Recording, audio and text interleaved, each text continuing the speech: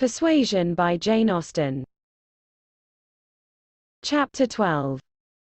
Anne and Henrietta, finding themselves the earliest of the party the next morning, agreed to stroll down to the sea before breakfast. They went to the sands, to watch the flowing of the tide, which a fine southeasterly breeze was bringing in with all the grandeur which so flat a shore admitted.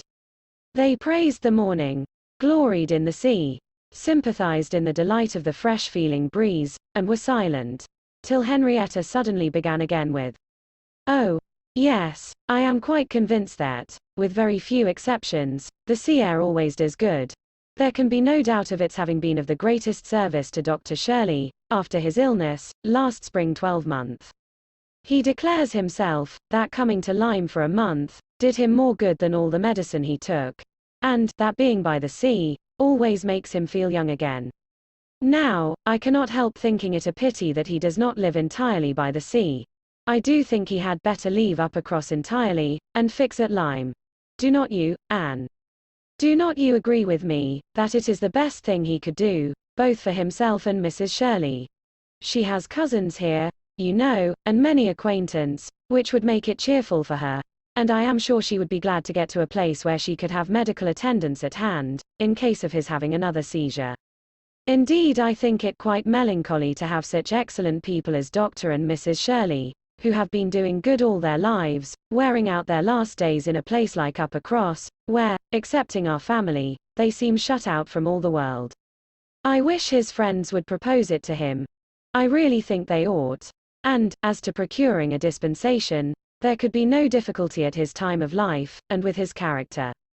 My only doubt is, whether anything could persuade him to leave his parish. He is so very strict and scrupulous in his notions. Over-scrupulous, I must say. Do not you think, Anne, it is being over-scrupulous? Do not you think it is quite a mistaken point of conscience, when a clergyman sacrifices his health for the sake of duties, which may be just as well performed by another person?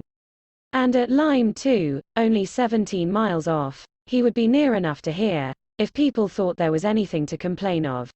Anne smiled more than once to herself during this speech, and entered into the subject, as ready to do good by entering into the feelings of a young lady as of a young man, though here it was good of a lower standard, for what could be offered but general acquiescence.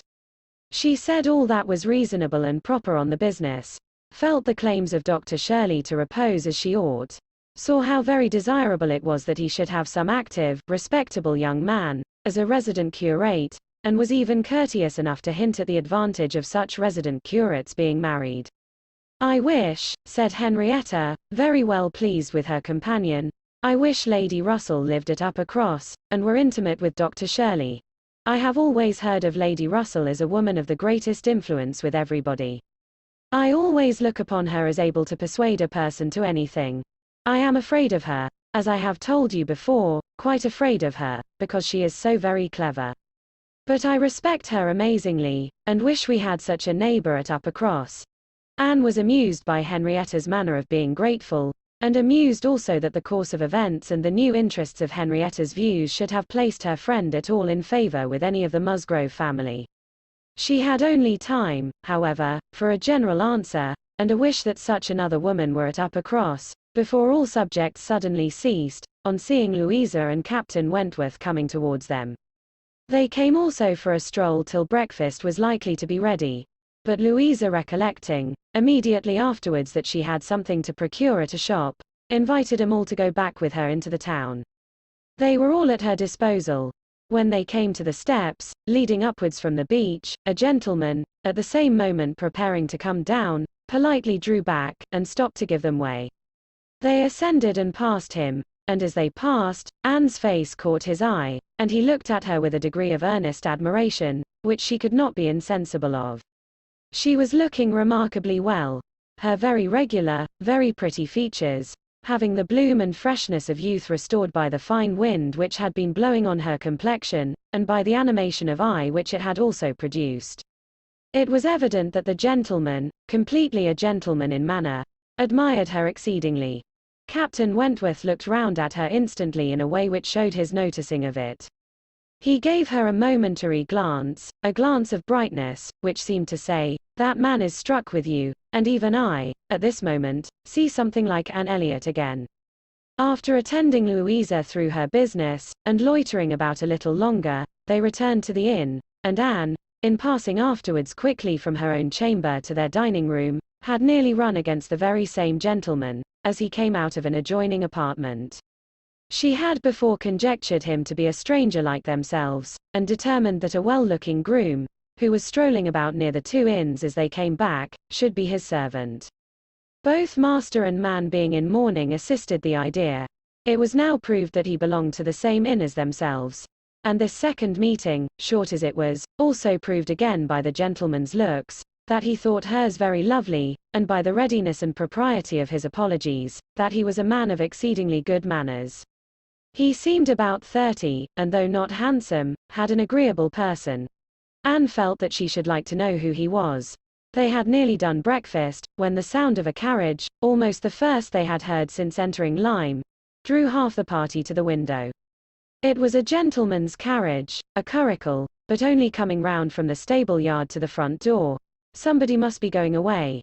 It was driven by a servant in mourning. The word curricle made Charles Musgrove jump up that he might compare it with his own.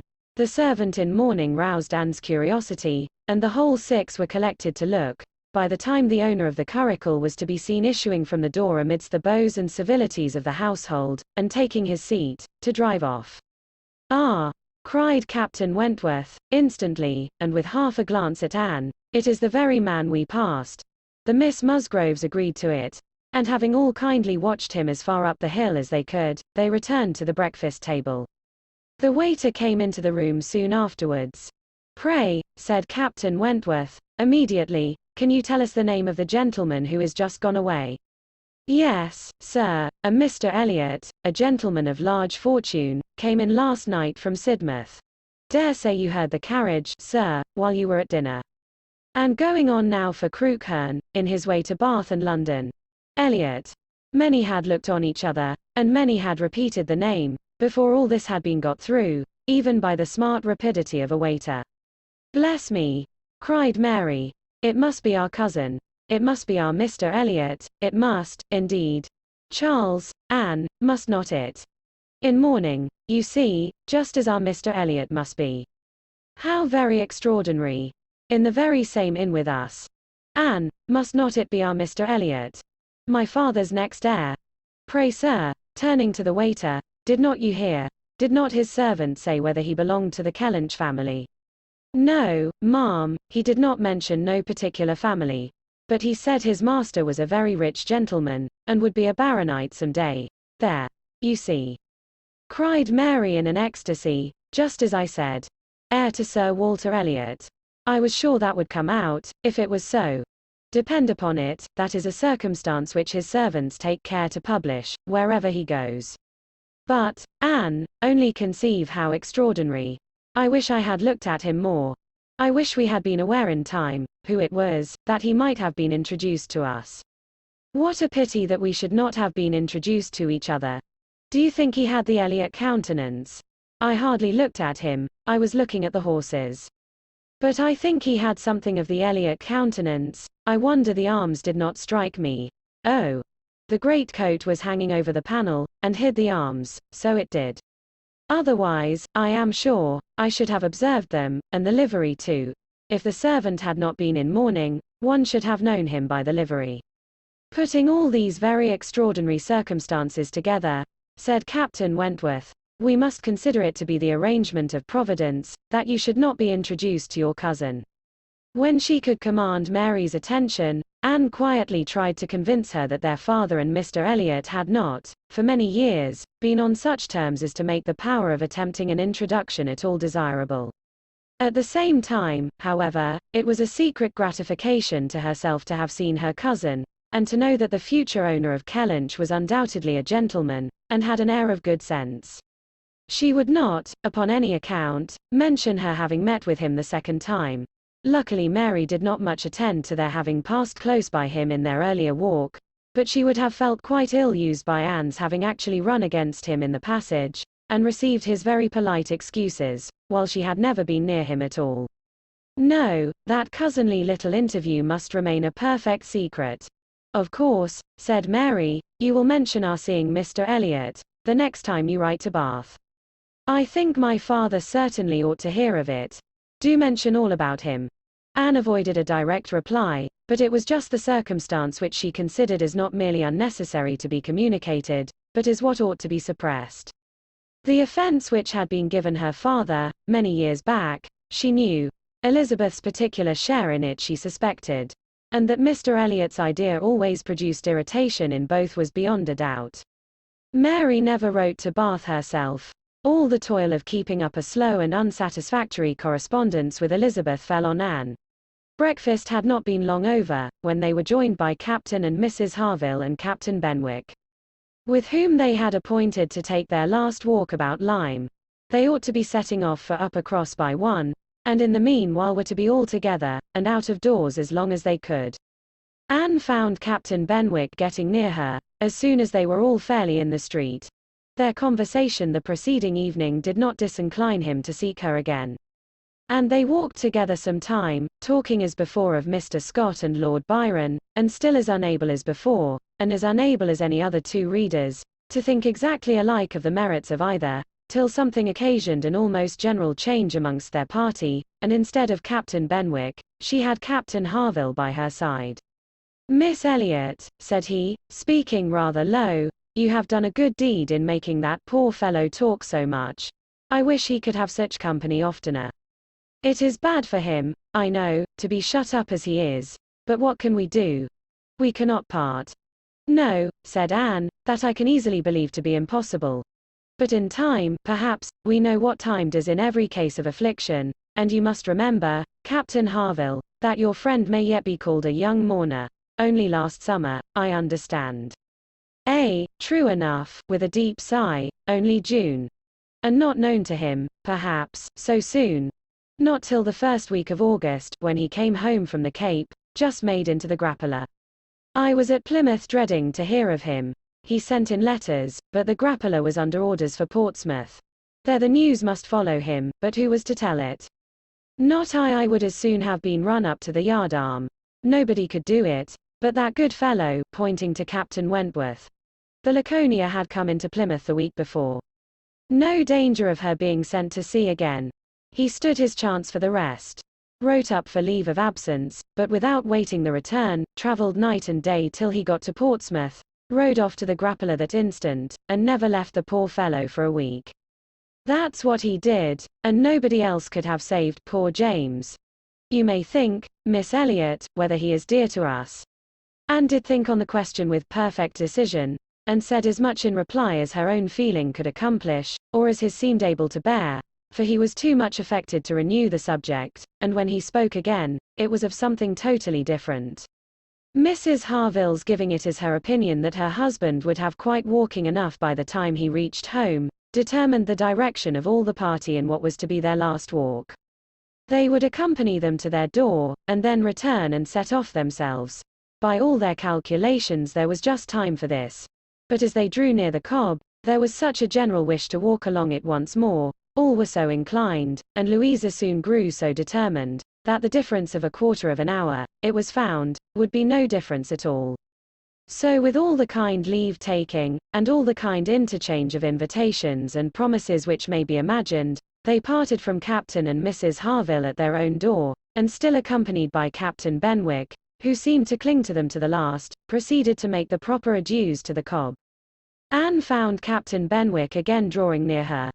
Lord Byron's dark blue seas could not fail of being brought forward by their present view, and she gladly gave him all her attention as long as attention was possible. It was soon drawn, perforce another way. There was too much wind to make the high part of the new Cobb pleasant for the ladies, and they agreed to get down the steps to the lower, and all were contented to pass quietly and carefully down the steep flight, excepting Louisa. She must be jumped down and by Captain Wentworth. In all their walks, he had had to jump her from the stiles. The sensation was delightful to her. The hardness of the pavement for her feet made him less willing upon the present occasion. He did it, however.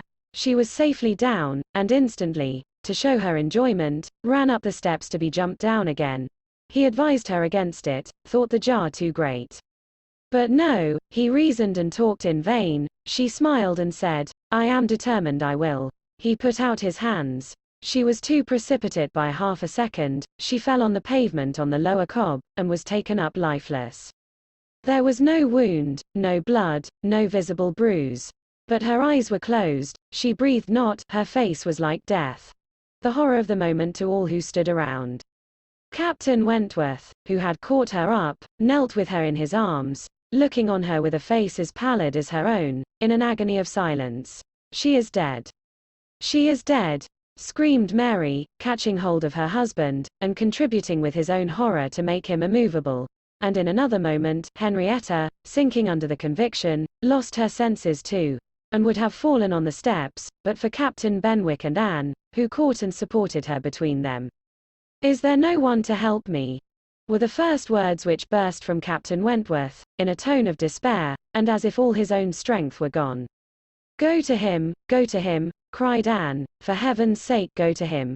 I can support her myself. Leave me, and go to him. Rub her hands, rub her temples. Here are salts. Take them, take them." Captain Benwick obeyed, and Charles at the same moment, disengaging himself from his wife, they were both with him, and Louisa was raised up and supported more firmly between him, and everything was done that Anne had prompted, but in vain. While Captain Wentworth, staggering against the wall for his support, exclaimed in the bitterest agony, "O God! Her father and mother! A surgeon!" said Anne. He caught the word. It seemed to rouse him at once, and saying only, "True, true, a surgeon this instant," was darting away, when Anne eagerly suggested, "Captain Benwick, would not it be better for Captain Benwick? He knows where a surgeon is to be found." Everyone capable of thinking felt the advantage of the idea, and in a moment, it was all done in rapid moments. Captain Benwick had resigned the poor corpse-like figure entirely to the brothers' care, and was off for the town with the utmost rapidity. As to the wretched party left behind, it could scarcely be said which of the three, who were completely rational, was suffering most, Captain Wentworth, Anne, or Charles, who, really a very affectionate brother, hung over Louisa with sobs of grief, and could only turn his eyes from one sister, to see the other in a state as insensible, or to witness the hysterical agitations of his wife, calling on him for help which he could not give. Anne, attending with all the strength and zeal, and thought, which instinct supplied, to Henrietta, still tried, at intervals, to suggest comfort to the others, tried to quiet Mary, to animate Charles, to assuage the feelings of Captain Wentworth. Both seemed to look to her for directions. "Anne, Anne," cried Charles, "what is to be done next? What, in heaven's name, is to be done next?" Captain Wentworth's eyes were also turned towards her. "Had not she better be carried to the inn?" "Yes, I am sure. Carry her gently to the inn." "Yes, yes, to the inn," repeated Captain Wentworth, comparatively collected, and eager to be doing something. "I will carry her myself. Musgrove, take care of the others." By this time the report of the accident had spread among the workmen and boatmen about the cob, and many were collected near them, to be useful if wanted, at any rate, to enjoy the sight of a dead young lady, nay, 2 dead young ladies, for it proved twice as fine as the first report. To some of the best looking of these good people Henrietta was consigned, for, though partially revived, she was quite helpless. And in this manner, Anne walking by her side, and Charles attending to his wife, they set forward, treading back with feelings unutterable, the ground, which so lately, so very lately, and so light of heart, they had passed along. They were not off the cob, before the Harvilles met them. Captain Benwick had been seen flying by their house, with a countenance which showed something to be wrong. And they had set off immediately, informed and directed as they passed, towards the spot. Shocked as Captain Harville was, he brought senses and nerves that could be instantly useful. And a look between him and his wife decided what was to be done. She must be taken to their house. All must go to their house, and await the surgeon's arrival there. They would not listen to scruples. He was obeyed. They were all beneath his roof, and while Louisa, under Mrs. Harville's direction, was conveyed upstairs, and given possession of her own bed. Assistance, cordials, restoratives were supplied by her husband to all who needed them. Louisa had once opened her eyes, but soon closed them again, without apparent consciousness. This had been a proof of life, however, of service to her sister. And Henrietta, though perfectly incapable of being in the same room with Louisa, was kept, by the agitation of hope and fear, from a return of her own insensibility. Mary, too, was growing calmer. The surgeon was with them almost before it had seemed possible. They were sick with horror, while he examined, but he was not hopeless. The head had received a severe contusion, but he had seen greater injuries recovered from. He was by no means hopeless. He spoke cheerfully. That he did not regard it as a desperate case, that he did not say a few hours must end it, was at first felt, beyond the hope of most. And the ecstasy of such a reprieve, the rejoicing, deep and silent, after a few fervent ejaculations of gratitude to heaven had been offered, may be conceived. The tone, the look, with which, thank God, was uttered by Captain Wentworth, Anne was sure could never be forgotten by her. Nor the sight of him afterwards, as he sat near a table, leaning over it with folded arms and face concealed, as if overpowered by the various feelings of his soul, and trying by prayer and reflection to calm them. Louisa's limbs had escaped. There was no injury but to the head. It now became necessary for the party to consider what was best to be done, as to their general situation. They were now able to speak to each other and consult. That Louisa must remain where she was, however distressing to her friends to be involving the Harvilles in such trouble, did not admit a doubt. Her removal was impossible. The Harvilles silenced all scruples, and, as much as they could, all gratitude. They had looked forward and arranged everything before the others began to reflect. Captain Benwick must give up his room to them, and get another bed elsewhere. And the whole was settled. They were only concerned that the house could accommodate no more. And yet perhaps, by putting the children away in the maid's room, or swinging a cot somewhere, they could hardly bear to think of not finding room for 2 or 3 besides, supposing they might wish to stay. Though, with regard to any attendance on Miss Musgrove, there need not be the least uneasiness in leaving her to Mrs. Harville's care entirely. Mrs. Harville was a very experienced nurse, and her nursery maid, who had lived with her long, and gone about with her everywhere, was just such another. Between these two, she could want no possible attendance by day or night. And all this was said with a truth and sincerity of feeling irresistible. Charles, Henrietta, and Captain Wentworth were the 3 in consultation, and for a little while it was only an interchange of perplexity and terror. Uppercross, the necessity of someone's going to Uppercross. The news to be conveyed. How it could be broken to Mr. and Mrs. Musgrove. The lateness of the morning. An hour already gone since they ought to have been off. The impossibility of being in tolerable time. At first, they were capable of nothing more to the purpose than such exclamations. But, after a while, Captain Wentworth, exerting himself, said, "We must be decided, and without the loss of another minute. Every minute is valuable. Some one must resolve on being off for Uppercross instantly. Musgrove, either you or I must go." Charles agreed, but declared his resolution of not going away. He would be as little encumbrance as possible to Captain and Mrs. Harville, but as to leaving his sister in such a state, he neither ought, nor would. So far it was decided. And Henrietta at first declared the same. She, however, was soon persuaded to think differently. The usefulness of her staying. She who had not been able to remain in Louisa's room, or to look at her, without sufferings which made her worse than helpless. She was forced to acknowledge that she could do no good, yet was still unwilling to be away, till, touched by the thought of her father and mother, she gave it up. She consented, she was anxious to be at home. The plan had reached this point, when Anne, coming quietly down from Louisa's room, could not but hear what followed, for the parlor door was open. "Then it is settled, Musgrove," cried Captain Wentworth, "that you stay, and that I take care of your sister home. But as to the rest, as to the others, if one stays to assist Mrs. Harville, I think it need be only one. Mrs. Charles Musgrove will, of course, wish to get back to her children. But if Anne will stay, no one so proper, so capable as Anne." She paused a moment to recover from the emotion of hearing herself so spoken of. The other two warmly agreed with what he said, and she then appeared. "You will stay, I am sure. You will stay and nurse her," cried he, turning to her and speaking with a glow, and yet a gentleness, which seemed almost restoring the past. She colored deeply, and he recollected himself and moved away. She expressed herself most willing, ready, happy to remain. It was what she had been thinking of, and wishing to be allowed to do. A bed on the floor in Louise's room would be sufficient for her, if Mrs. Harville would but think so. One thing more, and all seemed arranged. Though it was rather desirable that Mr. and Mrs. Musgrove should be previously alarmed by some share of delay.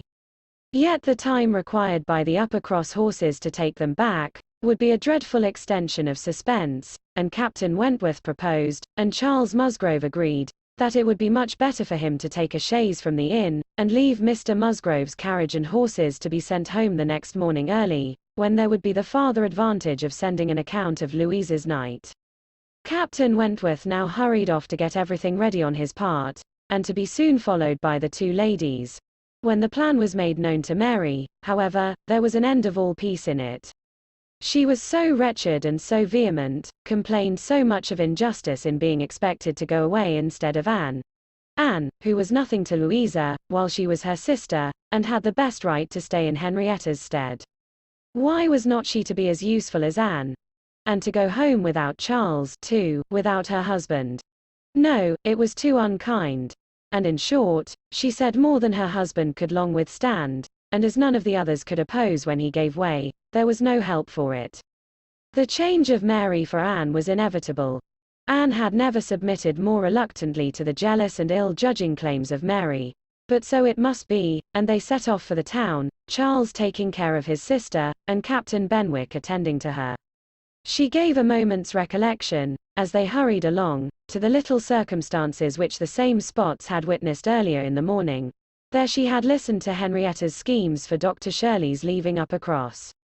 Farther on, she had first seen Mr. Elliot. A moment seemed all that could now be given to any one but Louisa, or those who were wrapped up in her welfare. Captain Benwick was most considerately attentive to her, and, united as they all seemed by the distress of the day, she felt an increasing degree of goodwill towards him, and a pleasure even in thinking that it might, perhaps, be the occasion of continuing their acquaintance. Captain Wentworth was on the watch for them, and a chaise and four in waiting, stationed for their convenience in the lowest part of the street. But his evident surprise and vexation at the substitution of one sister for the other, the change in his countenance, the astonishment, the expressions begun and suppressed, with which Charles was listened to, made but a mortifying reception of Anne. Or must at least convince her that she was valued only as she could be useful to Louisa. She endeavored to be composed, and to be just. Without emulating the feelings of an Emma towards her Henry, she would have attended on Louisa with a zeal above the common claims of regard, for his sake. And she hoped he would not long be so unjust as to suppose she would shrink unnecessarily from the office of a friend. In the meanwhile she was in the carriage. He had handed them both in, and placed himself between them. And in this manner, under these circumstances, full of astonishment and emotion to Anne, she quitted Lyme. How the long stage would pass, how it was to affect their manners, what was to be their sort of intercourse, she could not foresee. It was all quite natural, however. He was devoted to Henrietta, always turning towards her, and when he spoke at all, always with the view of supporting her hopes and raising her spirits. In general, his voice and manner were studiously calm. To spare Henrietta from agitation seemed the governing principle. Once only, when she had been grieving over the last ill-judged, ill-fated walk to the Cobb, bitterly lamenting that it ever had been thought of, he burst forth, as if wholly overcome. "Don't talk of it, don't talk of it," he cried. "Oh God! That I had not given way to her at the fatal moment. Had I done as I ought? But so eager and so resolute. Dear, sweet Louisa!" Anne wondered whether it ever occurred to him now, to question the justness of his own previous opinion as to the universal felicity and advantage of firmness of character. And whether it might not strike him that, like all other qualities of the mind, it should have its proportions and limits. She thought it could scarcely escape him to feel that a persuadable temper might sometimes be as much in favor of happiness as a very resolute character. They got on fast. Anne was astonished to recognize the same hills and the same objects so soon. Their actual speed, heightened by some dread of the conclusion, made the road appear but half as long as on the day before. It was growing quite dusk, however, before they were in the neighborhood of Upper Cross, and there had been total silence among them for some time, Henrietta leaning back in the corner, with a shawl over her face, giving the hope of her having cried herself to sleep. When, as they were going up their last hill, Anne found herself all at once addressed by Captain Wentworth. In a low, cautious voice, he said, "I have been considering what we had best do. She must not appear at first. She could not stand it. I have been thinking whether you had not better remain in the carriage with her, while I go in and break it to Mr. and Mrs. Musgrove. Do you think this is a good plan?"